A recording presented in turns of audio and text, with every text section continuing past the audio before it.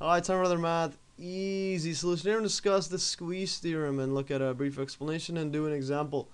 Well, basically, squeeze theorem, it's what it's saying is, let's say if you have a function like f of x, and it's less than another function h of x, so this is just another one, and it's greater than g of x. This just means, yeah, so it's greater than near, let's say, x equals a, just a random variable. Near it, not exactly at it. So it doesn't have to be, to be at x equals a. So this doesn't have to hold true for that. Just near x equals a. And so if you have this, and you're also given that the limit, this is an extension of my limits video, so limit as x approaches a of g of x, if it's equal to the limit of x approaches a of h of x, and let's say it equals L, then this is a theorem. So if you have this, then the limit as x approaches a of f of x is just equal to, well, L. And the proof of this is just self-explanatory if you were to draw it. So let's say near a, let's say this is x and y, this is y, this is x. So let's say here, let's just draw this randomly. So we'll call this h of x. And let's say this is at x equals a. Let's say this one right here, this could equal something like, let's call this g of x.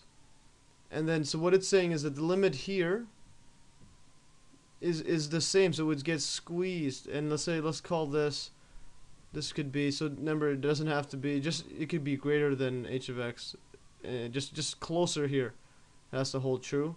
This could be f of x. Then yeah, as you can see from the image, the limit all reaches the same, so it gets squeezed.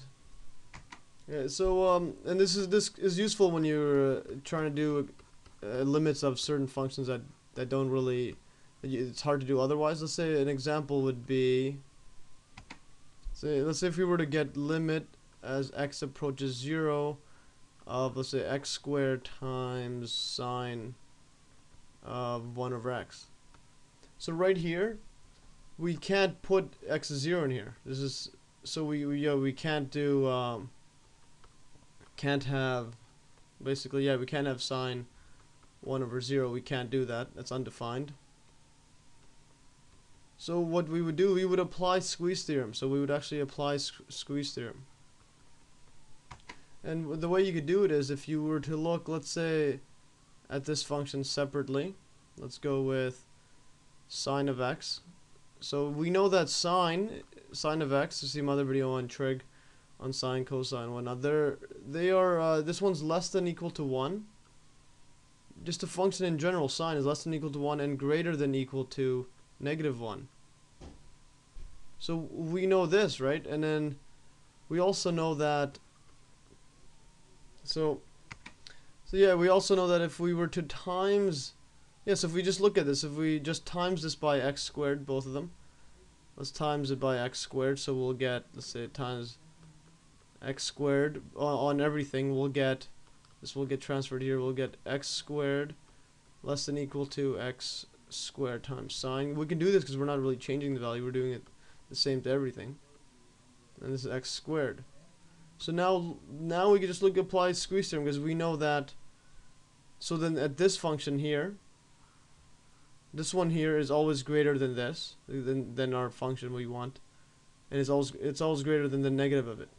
And then so the limit of this one here, so limit as x approaches 0 of -x squared equals 0, and this also equals the same as this one.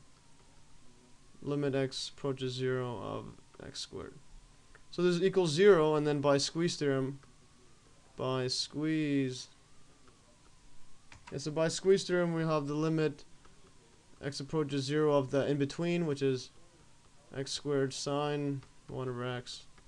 This just equals to 0. And then if you were to actually graph this, so if you were to let's say just graph this, you'll see how it looks. So we'll get here, we'll go x squared And then we'll go x squared times sine 1 over x, and then negative x squared. So we'll do this with the Google calculator. So we drag this in here. So there's how this is if we were to zoom in. Let's go zoom in vertically. Let's go zoom in horizontally.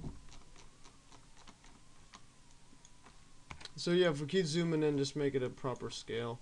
So as you can see, so this one here, this one's x squared, and this one below it is negative x squared. And as you can see, closer to 0, they both equal, and then also the limit here, they both get squeezed in there. So yeah, if you zoom in, it looks pretty cool. So yeah, so basically that's squeeze theorem for you. And as you can see, the limit is approaching 0 here, 2 times 10 to the negative 4, which is really small.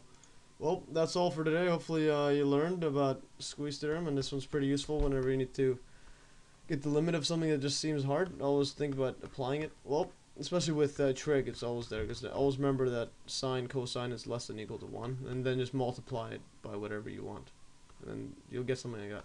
Well, thanks for watching, and stay tuned for another math easy solution.